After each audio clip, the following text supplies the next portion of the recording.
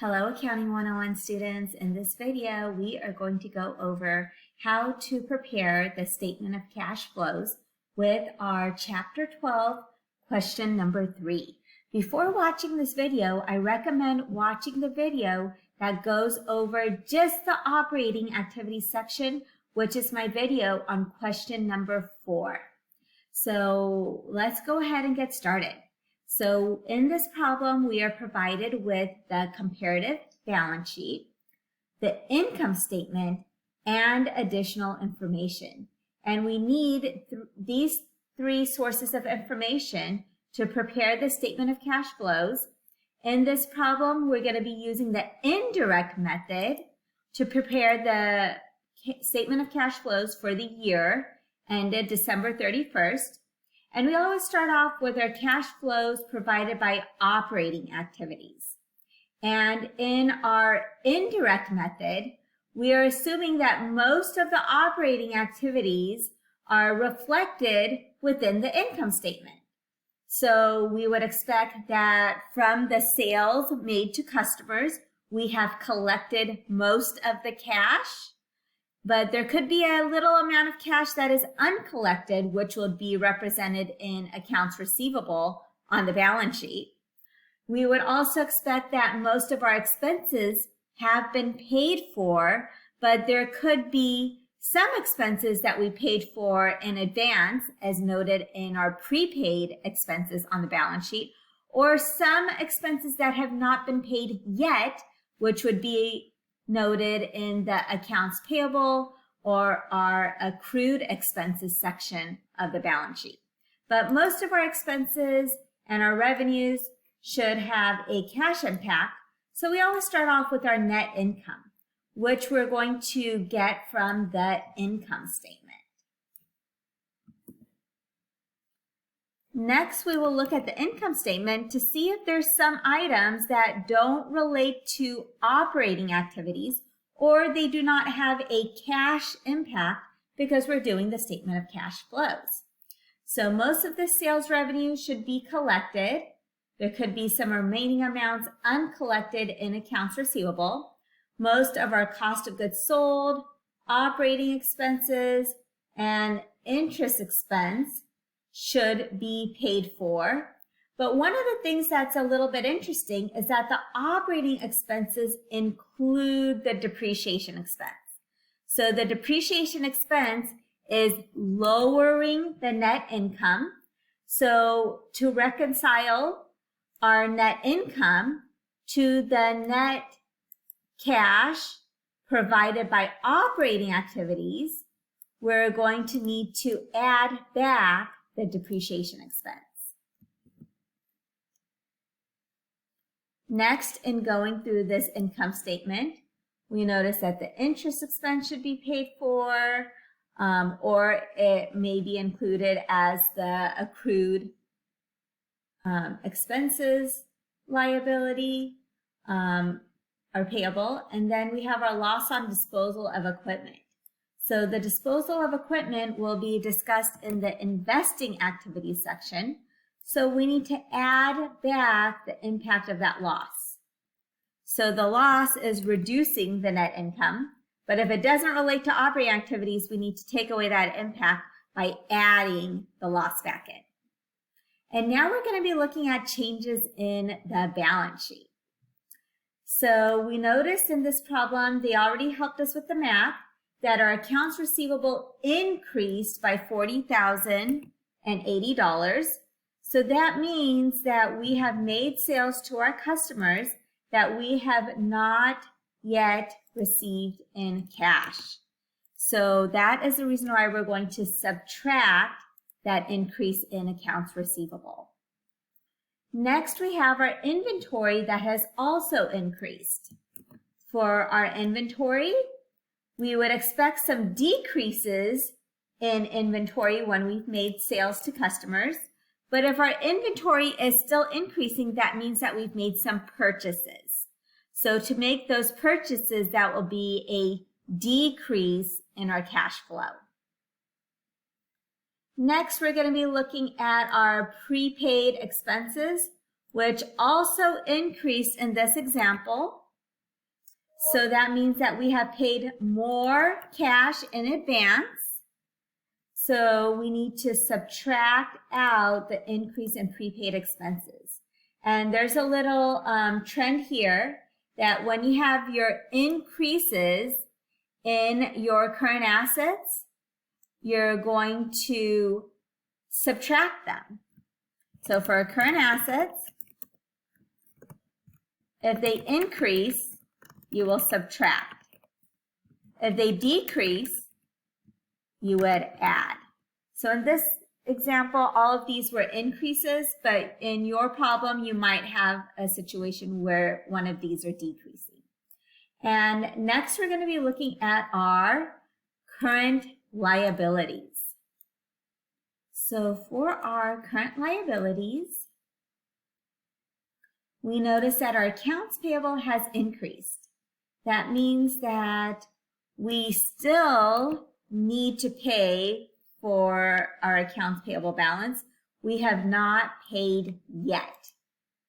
So we have an increase in accounts payable, and you're going to add the increase in accounts payable.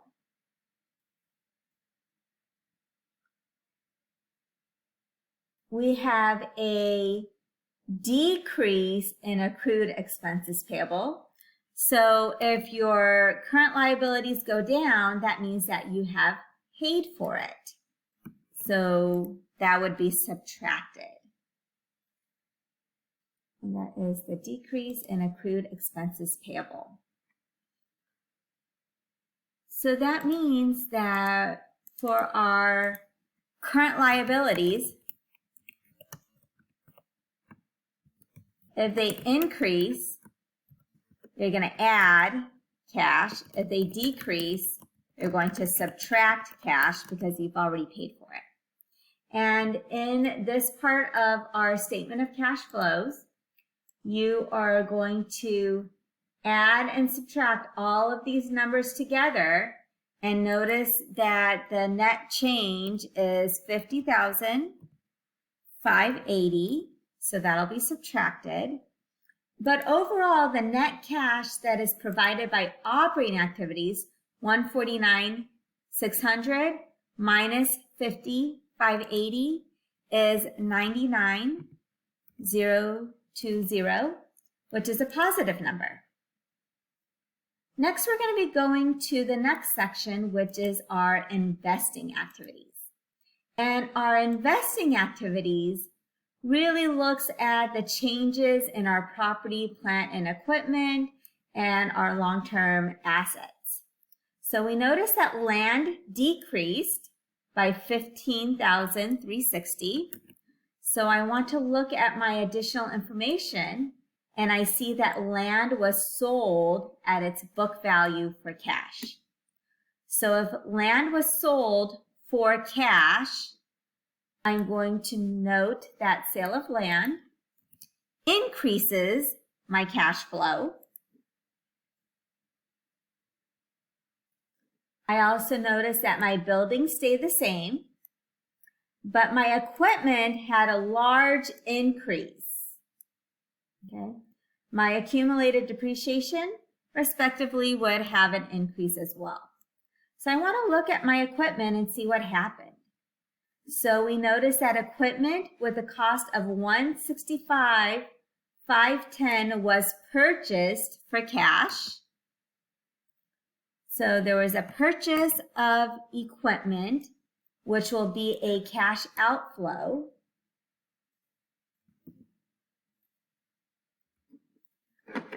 And also, there was equipment with a cost that had a book value that was sold for $33,720 cash.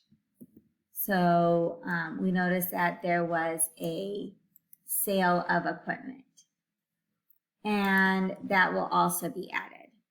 And one of the things that's interesting is that in this particular problem, you notice that there was a loss on the disposal of an equipment. This relates to the journal entry that we did all the way back in Chapter 9. You might remember from Chapter 9, our journal entry to record the loss of an equipment had a debit on the loss of equipment. It had a debit to the accumulated depreciation. Of course, when we sell a equipment, there's going to be a credit to cash. And then there was a credit to the equipment because we got rid of the equipment. So if you look at the numbers in this problem, the amount of cash received from the sale was $33,720. If we look at the loss of the equipment, it's $1,990.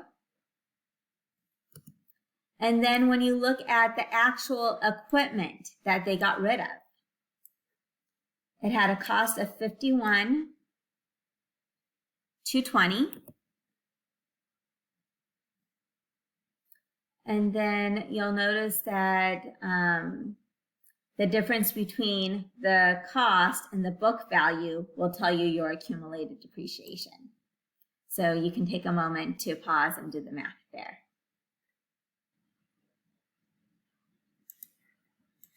So our equipment will be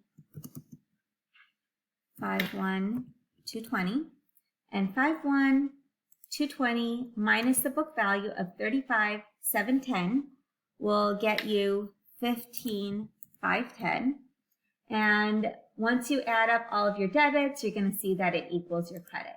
So this is our journal entry from Chapter 9 for the loss on the equipment, which was provided for in this problem. And you also want to notice in our statement of cash flows, we notice that the equipment doesn't deal with operating activities, so we need to take away the impact from our net income by adding this amount. If you had a gain, you would subtract it. And then the sale of the equipment would be reported as the amount of cash received. So that brings us to our net cash that is used by our investing activities, because it's a negative number, which will be $116,430. And then we're going to get to the last section, which is our financing activities. So for our financing activities, we have a couple of things in our information. We notice that our bond has decreased. So that's likely due to a redemption. And that's what it says in our additional information, that bonds were redeemed at their face value for cash. Then we want to look at our common stock, which we notice has increased. So your common stock will increase due to the sale or the issuance of common stock. And then you will also notice that in this problem, we look if there are any dividends. So we have cash dividends that were declared and paid. So the payment is also going to be an outflow. So this is for the payment of dividends. So our net cash that is provided by our financing activities is $35,510. And once we add up our total from our operating, investing, and financing activities, so all these three numbers together, we notice that the net change in cash is $18,100. So that's our net increase in cash. We're going to add the cash from the beginning of the period in order to get to the cash at the end of the period. So if I scroll up, our cash at the beginning of the period was $36,090. I'm going to add these together to get $54,190. And I want to check these two numbers, the cash at the beginning and at the end of the period. And we can see that we have the same dollar amounts on the balance sheet. And that means that you've properly explained that $18,100 increase in cash as the uses and the sources.